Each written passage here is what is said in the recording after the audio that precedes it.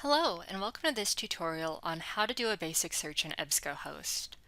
We're going to start off at the Katie Murrell Library's main webpage and scroll down to Library Collections. Underneath Library Collections is the listing for A to Z databases. We'll click into that. And then all of our databases are listed in alphabetical order. So EBSCOHost will be under the E tab.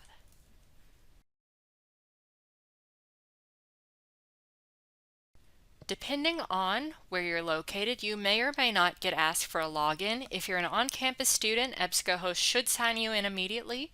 However, if you're off campus, you might get a white login screen. What you'll do is type in your Lindsay username and password, and that should bring you to this white search bar. What we'll then do is type in some terms to search. So let's say that I have a project due and I'm going to be discussing pets and their effects on mental health. We'll run our search, and then we can tell the system to get more specific with our results. So it looks like we have over 10,000 different articles to go through. Now you're probably not going to be reading every single one of these articles that's listed. What we can do is narrow down our results so all of the articles we get are more specific to our research and what it is we're exploring.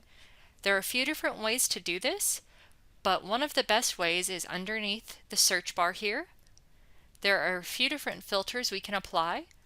The first one I'll mention here is full text. This just tells EBSCOHost that you're only interested in articles that you can access right away, so that have links or PDF copies already available. The next is peer-reviewed, so any of the articles that have this yellow check mark have gone through that peer-reviewed process. That just adds a little bit of extra credibility because it's been reviewed by other experts in the field. You can sort by a few different date ranges, so either a year, 5 years, or 10 years, but if you have a more specific date range in mind, you can also go underneath this little upside down triangle and sort doing a custom range under the date filter there. You can also do source type, so maybe you're looking for a report or a magazine article, but most likely it's going to be an academic journal. Underneath the All Filters button, we can also get even more specific in terms of what we're looking for. So underneath publication date, you can do the custom range like we talked about. Or maybe you're someone that's having trouble finding related terms or keywords for what it is you're looking for. Underneath all of these subject headings, you are able to see different tags that relate to the articles listed. So if I am interested in pets and mental health, maybe I'm also interested in pet therapy or Alzheimer's disease. Maybe I'm interested in schizophrenia, animal-human relationships.